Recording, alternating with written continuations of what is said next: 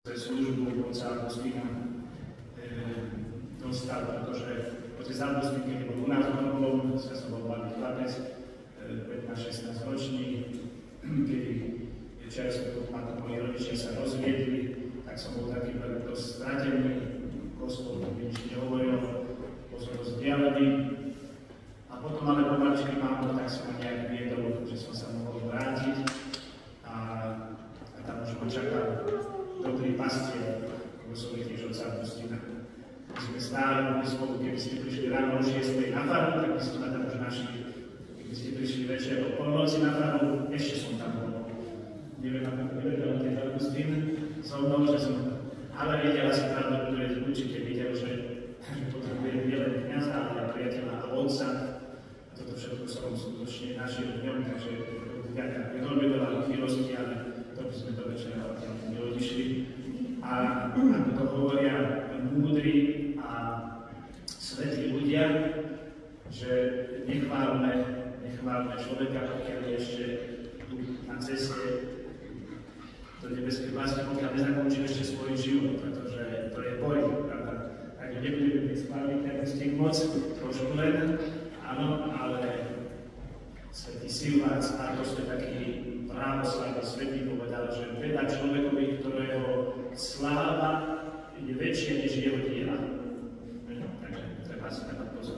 Dobre, bratia, sestry, ťažká úloha, neviem, čo hovorí všetko, keď Gustík pozval, tak budem si Pane Bože. Dobre, ale tak som sa dnes modlil aj pripravujúc sa na toto stretnutie s vami a tiež aj mysliac na toto jubileum vzácne 70 rokov, pretože písmo hovorí 70, že ak vieru ľudského života, pravda nedožala hovorí, že je 70. 80, ak sme moci, aby si športovec a všetko možné uvidíme, ako to pôjde, ale žijeme dnes.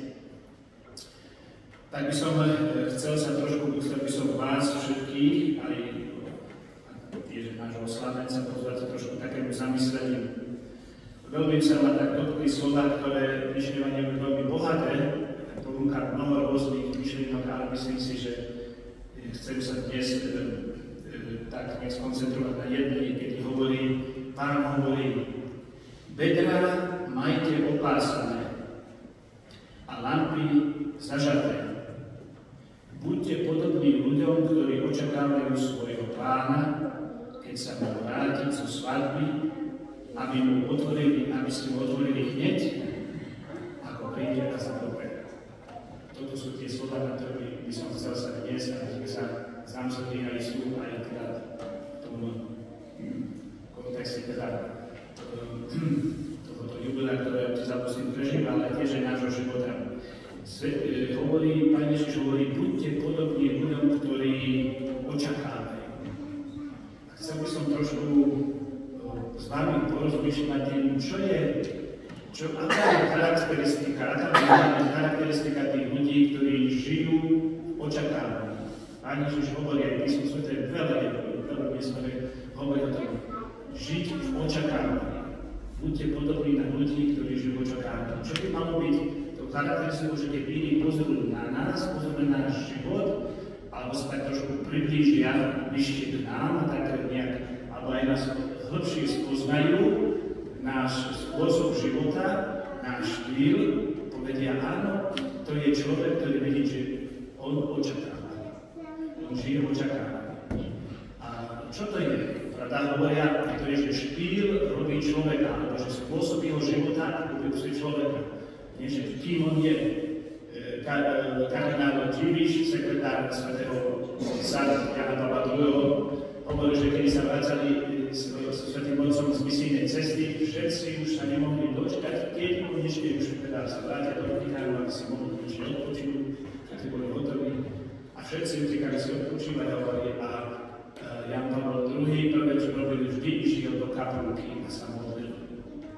Hovoril, že raz hľadali noci svätého Otca o 3. noci, pretože prišiel do jeho komnaty, nenašiel tam, prekúkal celý Vatikán, všetky izby vatikánske, nemohol ho nikde nájsť. Znovu sa vrátil do kaplnkového trojka, keď tam prišiel, tam nevidel. Keď sa tam vrátil druhýkrát, tam bola tma, tak trošku zažal, naraz videl a ležal krížom, ležal na zemi a modlil sa o tretie moci. Tu by sme mohli povedať, že to bol jeho štýl, to bol jeho spôsob života, to bol, čím on žil. Keď sa modlil, to bolo vidieť, že on má vzťah, že rozpráva sa s Otcom nebeským. Takže, čo by malo byť tým štýlom a čo by malo charakterizovať ten náš štýl, čo nás chce pozvať Pán, čo by mali byť tie znaky, ktoré budú ukazovať, že sme očakávali. A ja som tak trošku, ja tak nedokážem hovoriť bez písma svätého, tak som tak hľadal v písme, že na čom by sme sa mohli pomôcť, či by sme mohli pomôcť, nájsť odpoveď, že čo by malo byť. Našiel som také 3 miesta, možno tak jezuitských, tak ako František tých 3 hovoril, keď hovoril o Milima. Ale on bol veľmi krátky a bol asi dlhší. Prvé je, kedy v knihe Exodus Boh skrze Mojžiša hovorí, majte bedra pásané alebo prepásané, majte sandály na nohách, v rukách palicu a buďte pripravení, lebo to je noc, kedy prejde cez Egypt Boh a vás vyslobodí z otroctva. Áno, pretože dnes hovorí Pán, majte bedra upásané, alebo prepásané, som môžeme prekať do metrotového epizódu. A čo to znamenalo? Národ Izraela, ktorý žil v otroctve, ktorý jeho život bol veľmi ťažký, utláčaný boli, nemali ich život, nemali žiadnu cenu, väčšiu cenu mali zvieratá, než taký Hebrej, pravda, Žid. Ale prišla po 400 rokoch, viac menej prišla tá noc, kedy Boh akoby vypočul ich pláč, ich kriky, ich volanie a povoláva Mojžiša skrze tohoto Mojžiša hovorí, choď a povedz tomu národu, aby boli pripravení, aby si teda z baránka zobrali tú krv, naznačili svoje dvere, aby ten aniel smrti, ktorí boli prechádzať, ich akoby ominul alebo preskočil, tak ako znamená vlastne. Čo to znamená? Majte bedra opásané, na nohách sandále, v rukách palicu. Je taká poznámka v jednej Biblii, Jeruzalemskej, ktorá hovorí skrátka, toto hovorí, že sú pripravení na cestu. Že sú pripravení na cestu. Sú pripravení, lebo nevedeli presne, kedy ten aniel prejde. Mali byť pripravení. Čo to znamená? Že mali byť pripravení na zásad na Boží zásad do ich života. Toto je tá bedlivosť, to je ten prvý bod alebo charakteristika, ktorú by som chcel dnes zvýraziť, že Boh nás pozná tomu, aby sme boli pripravení, aby sme boli bedliví, aby sme boli citliví, aby sme boli otvorení, aby sme vedeli, kedy je teraz ten moment, kedy pretádza Boh cez náš život. A to nie je tak, že pomodliť sa tam nejakých svojich úzor, ale on prechádza a keď Boh prejde cez náš život, mení úplne životy ľudí. Z otrokov sa stanú slobodní ľudia. Dostávajú sa, vychádzajú z otroctva. Samozrejme, že tam potom cesta ešte trošku trvá, ale ich život sa úplne mení. Čo to znamená mať bedra prepásané, opásané, mať na nohách sandále, mať v rukách palicu? Vám vyzražať, to znamená byť bedlivý, byť osnažitý, byť si vedomý, že Pán chce prejsť, má prejsť cez môj život. A ja mám odpovedať na ten moment, aby som vyšiel z otroctva. My sme sa prišli na Eucharistiu a nie tak, aby sme si to odseteli, odmúvili trošku veselšie, pravda, a je nejaká agápa, ale nie. Eucharistia to je Pascha, to je prechod Pána Ježiša cez náš život. Hovorím, majte bedra opásané, pretože Boh prechádza cez váš život a chce vás vyviesť z otroctva na slobodu. Alebo chceš ďalej pokračovať svoj život ako otrok. Otrok svojich žiadostí, otrok svojej pýchy, otrok peňazí, otrok svojich plánov, otrok svojho tela, otrok sexuality, všetko, čo chceš ďalej pokračovať svoj život, otrok alkoholu, otrok mienky iných ľudí, čo sa myslia o tebe, pomyslia. Chceš pokračovať svoj život takto? Alebo otrok strachu pred utrpením, otrok strachu pred smrťou? To je ten najväčší náš nepriateľ. Chceš ďalej pokračovať takýmto spôsobom svoj život? Alebo očakávaš, že Boh môže tak prejsť cez svoj život a vytrhnúť ťa z tohoto otroctva. Ty už budeš človekom, ktorý nemá strach pred smrťou. Už nič nemôže, nikto ťa nemôže strašiť. Žiadne väzenie, žiadne prenasledovanie, žiadna vojna, žiadne zbrane, nič, pretože ja už nemám strach pred smrťou, pretože ten, kto stretol Boha, stretol večnosť, má nebo otvorené, má lampu zažatú, nežije v temnote. A toto je, bratia a sestry, tá prvá charakteristika. Učeník Ježiša, učeník Boží, ten, ktorý vedli, očakáva tento prechod Pána. Je taký svätý evangelist Pontu z 4. storočia, to bol púštny otec, ktorý hovorí, že sú dva momenty, kedy stretáme sa s Bohom, alebo stretneme sa s Bohom. Prvý moment to je teraz, nie za hodinu, za dve, ale teraz, to je ten moment, kedy sa stretáme s Bohom. A druhý, kedy prejdeme do večnosti. Moment nášho prechodu do večnosti. To sú dva momenty, kedy sa stretávame, kedy sa určite stretneme s Bohom, stretávame. Teraz, bratia a sestry. Nemyslí o polievke, že bude, neviem, o počinku, alebo ešte niektoré plánujete nejakú dovolenku. Pretože teraz prechádza Boh a Boh, keď prechádza, tak chce urobiť človekom slobodným predovšetkým od strachu pred smrťou. Nie otrokom. Už nie ste viac otroci, ale ste moji priateľe, hovorí Pán Ježiš. To je to prvé, bratia a sestry, tá prvá charakteristika, ktoré človeka očakáva. Druhá, kedy Pán Ježiš hovorí svojim učeníkom, podobne tak, ako povedal Mojžiš národu Izraela.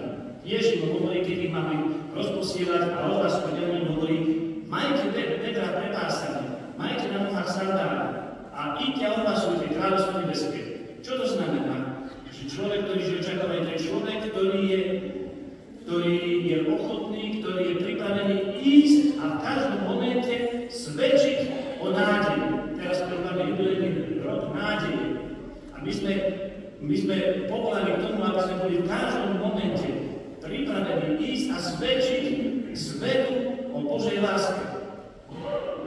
A nemyslíte si, že ja som taký chudáček, biedný, slabý, toľko hriechov mám, čo ja môžem svedčiť. Mne vždy veľmi pomáha evanjelium, kedy Pán Ježiš rozkriesený, pravda, na nebi, keď bolo neostúpenie, pravda, hovorí, že učenci sa mu kláňali, pochybovali a súčasne ich pochybovali a kláňali sa mu. A potom Pán Ježiš hovorí, idte na celý svet a hlasujte evanjelium. Je to vždy tak, veľmi ma to pomálo hovorí, že si myslím, učeníci sa kláňali a tiež aj pochybovali. Možno povedať, neboli takí dokonalí, nemali vyriešené všetky svoje problémy, otázky viery, pretože to sa nedá vyriešiť. Viete, keď budú mať vyriešené všetky otázky ohľadom viery, kedy sa zakončí naše zemské putovanie, kedy už nebude viera, viera sa skončí, aj nádej sa skončí, pretože už budeme vidieť si tvár do tváre Pána Ježiša. Vtedy sa vyriešia všetky naše otázky. Kedy ho budeme vidieť už to nebude ako videnie také mle, v zrkadle, ale ho budeme vidieť skutočne také, akým je. To je tá druhá charakteristika ísť a tí učeníci išli na celý svet a kedy sa vrátili, hovorili Pánu Ježišovi, počujme to všetko funguje, čo si povedal, skutočne vyháňali sme zlé ľudí, ohlasovali sme nebeské kráľovstvo, ľuďom sa zmienial život, to skutočne to pracuje, ako sa to povedal, že to funguje skutočne. Toto je, bratia a sestry, ja mám trošku menšiu prax ako otec Augustín, lebo ešte 3 roky, ako bude zlatý jubilej, vidíme, že budeme sláviť spolu, 50 rokov kňazstva, ale nielen my kňazmi, ale všetci sme povolaní svedčiť o našej nádeji. Svätý apoštol Pavol hovorí, buďte pripravení svedčiť v každom momente o vašej nádeji. Nádej na čo? Nádej na večný život. Toto je to, bratia a sestry, čo by sme mali svedčiť. A potom je tretí moment, a to už je píše v Evanjeliu, kedy hovorí Pán Ježiš, teda majte opásané lampy, zažaté, buďte podobní ľuďom, čo očakávajú svojho Pána, ktorý sa má vrátiť zo slávy, aby mu otvorili hneď, ako príde na základe. Bratia a sestry, žiť touto nádeju na stretnutie s Pánom. Svätý apoštol Pavol veľmi veľa hovorí, že pokiaľ žijeme tu, v tomto svete, v našom tele, že žijeme ako v exile ďaleko od Pána. Že náš život je vo viere, a viera sa skončí. Viera sa skončí v momente, kedy, ako som spomenul, kedy prejdeme do večnosti. Ale si čítali do Petri do 2., ktoré hovorilo o Abrahame, Sáre a tak ďalej, z listu Hebrejom, tam v tej kapitole až 70 krát sa ospôsobuje viera, hovorí sa o viere. A dnes v Petri hovorí, že potom, že všetci títo umierali vo viere. Aj keď nedosiahli to, čo bolo prisúdené, pretože Abrahamovi nebol prisúdený len jeden syn, ale potomstvo väčšie než hviezdy na nebi, než na mori. A on to ešte nevidel, ale veril to, hovorí, že nedosiahli, čo bolo prisúdené, ale z diaľky to videli. A pozdravovali, z diaľky videli. Viera je tak, ako sme počuli, bratia, viera je základom. Povedali nám napísané, že je istotou toho, v čo dúfame, dôkazom toho, čo nevidíme. Viera je dôkazom toho, čo nevidíme. Čo nevidíme? Nevidíme ešte Pána Ježiša, nevidíme ho z tváre do tváre, ale viera je tým anticipovaným vlastníctvom a bezpečným takým poznaním nebeskej skutočnosti. Viera je to, čo nám dáva možnosť dotýkať sa v večnosti. Raz jedna sveta povedala, že viera je to, čo nám dovoluje aj v nevidieť už na konci svetlo vzkriesenia, zmrtvých stane. Toto je, bratia a sestry, a toto sme sa dnes stretli na tejto Eucharistii, aby Boh nám zväčšil, posilnil nás tejto viere, aby sme mali túto vieru, ktorá je dôkazom, ktorá je istotou toho, čo očakávame. Ešte nevidíme, ale očakávame. Žijeme tým, už to vidíme, dotýkame. Toto je, bratia a sestry, toto sú tie tri charakteristiky, o ktoré som chcel hovoriť človeka, ktorý žije v očakávaní. Niečo nádherné. Žiť očakávaním nie na smrť. Pre kresťana nie je smrť, to je prechod. Pre kresťana je stretnutie s Kristom. Viete, ja keď len tak trošku chcem spomenúť, viete, teraz žijeme tu také ťažké obdobie na Ukrajine a Kieve veľmi zvlášť a niekedy som si tak myslel, že aký to všetko má zmysel. Prečo Boh tak dovolil, keď vidím veľmi veľa máme známych už mŕtvych, aj používali bohoslovcov, ktorí boli kedysi v seminári a potom opustili seminár, pretože videli, že nie je to ich cesta a zobrali ich potom na vojnu a už sú mŕtvi. Veľmi veľa mŕtvych. Tak som si pomyslel, aký to všetko má zmysel. Ale aj tak som si uvedomil, že dnes pomocou vždy prichádzajú mnohí svetci, ktorí žili aj v ťažkých časoch aj vojen, Maximilian Kolbe, tieto tiež sme si spomínali Edith Stein, Svätú Tereziu z kríža. Áno, že Boh akým spôsobom má ukázať víťazstvo nad smrťou. Tým, že častokrát nás akoby umiestni nám dobre žiť v takých situáciách, aby sa ukázalo, že skutočne v nás je tá viera. Mnohí ľudia hovoria, zbal seminár, mohli si chodíte aspoň do Užhorodu, tam je už tichšie, aby ste si chránili svoj život. Ja hovorím tak, život si chrániť, áno, to je jedna vec, ale je ešte iná vec, ktorá je dôležitejšia než ten život pozemský. A to je svedčiť o živote večnom, svedčiť o Ježišovi Kristovi, byť s tými trpiacimi, potešovať ich, spolu s nimi trpieť. To je to svedectvo, ktorému nás Pán povoláva, ktoré môžeme len jeho silou, pretože ja už vám môžem povedať veľakrát, som myslel skutočne, že už nemôžem ďalej pokračovať tú mysľu, pretože nemôžem, už to bolo nad mojej sily. Ale videl som, že vždy Boh prišiel s pomocou a dáva silu, dáva milosť, aby skutočne mohli sme pokračovať a svedčiť o tomto. Podobenstvo Pána hovorí o 5 múdrych a 5 hlúpych. Pamätáte si to podobenstvo, a keď prišiel Pán a tie hlúpe nemali ten olej, tak divne sa takovali tie múdre, ktoré chváli Pána, hovorí, oni boli pripravené. A tam, kde si išli, když sa naplniť, kúpiť olej, už sa zatvorili dvere a už keď klopali, už ich neotvorili. A dnešní evanjelium hovorí, buďte pripravení, aby keď zaklopnú, aby ste hneď vytvorili. Bratia a sestry, čo je to, čo nám dovolí, keď zaklopeme na dvere nášho srdca tam, kde už je ten moment, už si skončil to zemské putovanie, ktoré vojde do radosti tvojho Pána, môjho Otca. Čo je to, čo nám dovolí hneď vytvoriť dvere a s radosťou vojsť. Láska k Ježišovi Kristovi. To je ten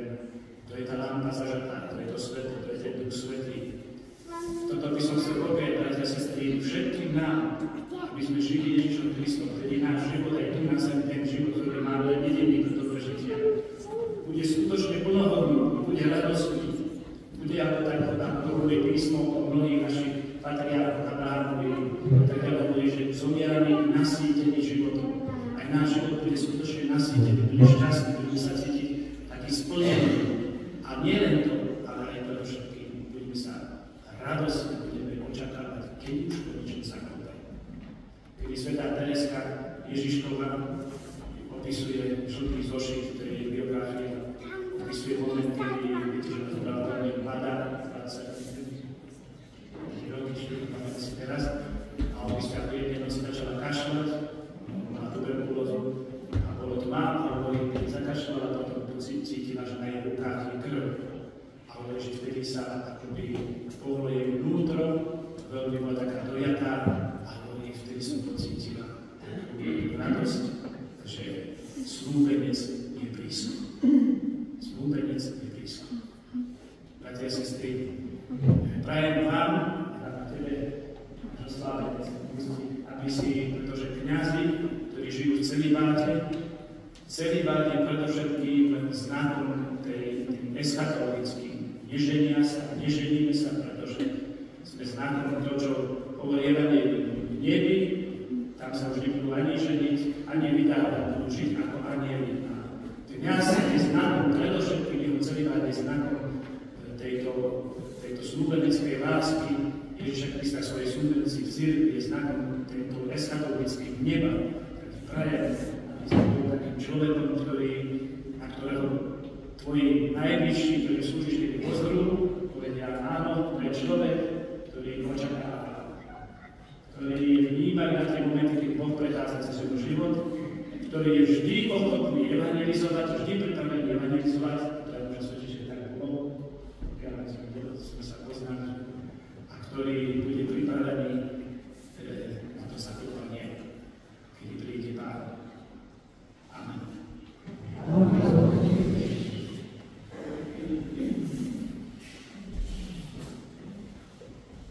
Cez týždeň v nedeľu. A stále ste pri nás, ako by ste vysvietlali svoju energiu, ponúkali do svojej pláne. A tak hovorím za nás, ktorí sme sa zišli v tomto chráme. Nech všetko to krásne, čo odovzdávate, tú ľudnosť, tú vašu múdrosť, ten cít pre tie naše slabosti, nech aj za to ste odmenení, požehnaní ľudím stavitu, láskou a úctou nás. A čím to najlepšie vyjadriť? Len kvetmi, lebo kvety hovoria o ľuďom. Ale vy ste človek, ktorý prichádza na bicykli niekoľko stoviek kilometrov. Vy sa nepobrávate, vy otužujete, vy užívate život so všetkou krásou, aby ste sa vedeli priblížiť všetkým nám, nie len tou čistou dušou, ale aj krásou ľudskosti. A tak som si dovolila poďakovať aj za svoju rodinu a prinášam mešec. Nie plný peniazí, lebo to sú len hmotné statky, ale mešec plný želaní a modlitiev, ktorými stále vyprosujete nám vždy to najkrajšie. A teraz s úctou kláňame sa a váš rozum, vaše srdce, tie nech povznášajú váš život a Boh vás stále sprevádza. Všetko najlepšie ku krásnemu jubileu. Za vás.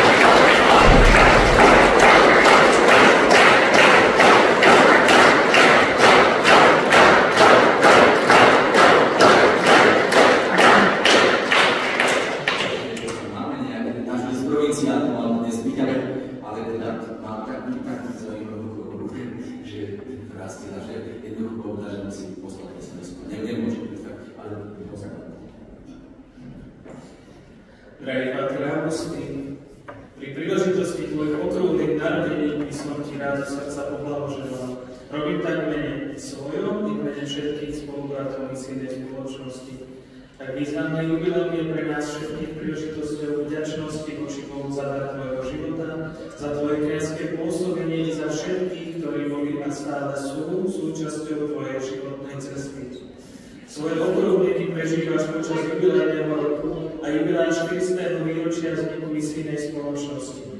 Nech sú pre teba aj tieto významné milníky podnetom k radostnému a nadšenému životu kresťana a misionára. Nech ťa Pán oddarí hodí požehnaním potrebným zdravím a nech ti pomáha pri tvojich apoštolských námahách pre tebe zverené duše vo farnosti Lučence.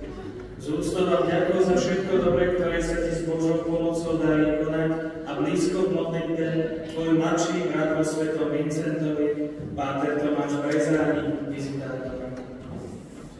Všetci máme práve títo naši priatelia sprostredkovali, ktoré sprostredkovali priniesli do jednávaní, ktorá raz byť o katechétka v Ríme, zaujíma takýto pospráv.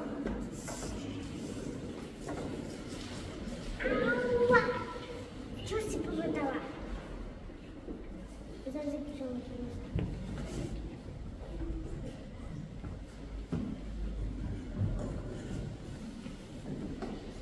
Sua Santità Leone XIV, in parte di cuore rinnovata benedizione apostolica a Don Agustin Smaninka in occasione del 70° compleanno, e mentre la estende ai familiari e a quanti si uniscono al suo rendimento di grazie al Signore per i doni che hanno affrettato la sua vita, gli augura pace, buona salute e ogni desiderata prosperità. 29 luglio 2025. Milosrdnosť Leon XIV posiela z celého srdca žiadame apostolské požehnanie Pátrovi Augustinovi Smaninkovi pri príležitosti 70. výročia. A počas v istom čase, kedy ho teda posiela, aj tiež jeho príbuzní a všetkým tým, ktorí sa zhromaždili na vzdávanie vďaky Pánovi za všetky dary, ktoré získali skrze jeho život, praje pokoj, dobré zdravie, aby sa mu darilo všetkých predsazatých počínaniach. Pápež 14. 29. júna 2025.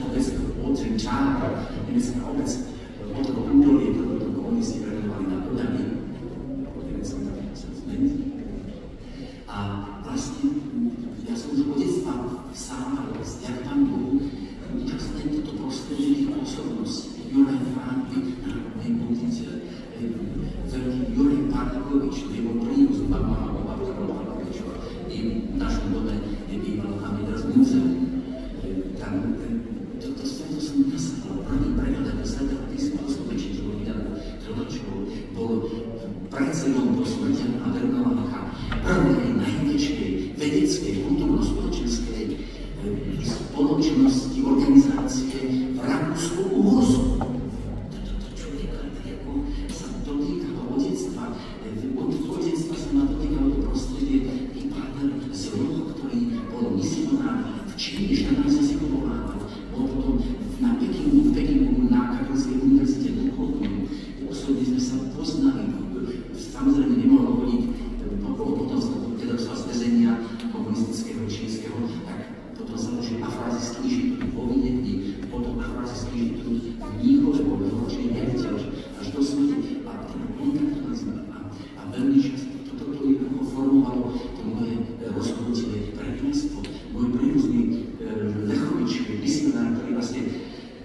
pán čo mal s nami príbor, ktorý bol otec, bol bratranec jeho, a on bol vlastne misionár na Indonézii, na ostrove Timora, tak tam preložil Sväté písmo do Timorčiny, 16 pevníkov, leprozorných, nemocných premámocných, kňazský seminár, zaviedol Lutriku na tomto ostrove.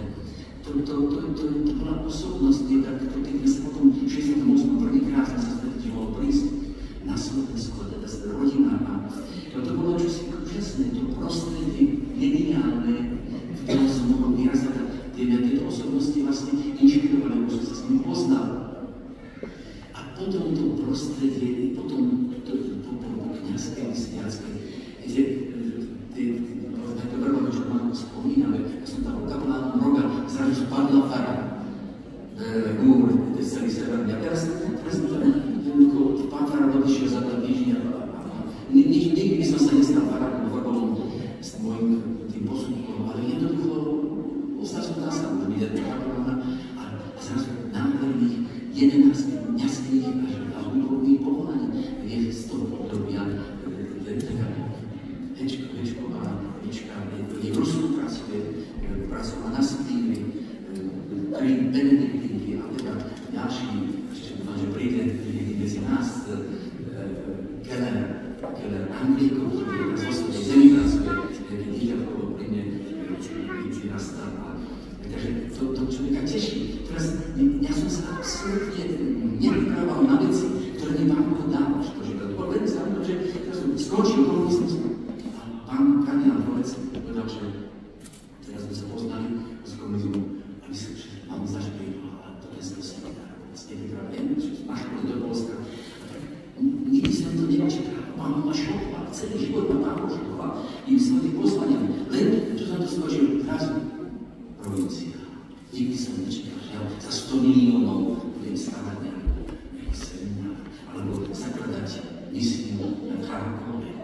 Celé to sme vybudovali na Zakarpatí, a jednoducho v roku 2000 odostali ako samostatnú provincia Slovenská misijnej spoločnosti, odostali vznikla samostatná provincia Prenesová ze Svetého Cieľa. Ako to boli také ako staré nové výzvy. Nikdy by som si nebol predstav, že ja budem niekedy do Čiech, keby som už mal ísť tak radšej do toho Hondurasu. Ale takže už aby som bol nejaký misionár, ale ten posledný ma dočí, tak som počítal a šokovaný som bol zasa touto nádhernou duchovnosťou, českou, históriou a toto všetko. Čo boli katolíci, tak boli ozaj katolíci. Takže ďakujem Pánu, že čo všetky veci, kde bolo postavené veci, že sme mohli v tom stále, že Pán ako stále dáva také nové šance, na ktoré som vôbec nebol pripravený a človek musel nejak sa otvoriť preto a s pomocou Božou sa podarilo nejaké dielo. Ja by som vám chcel poprieť aj sebe, aby sme naďalej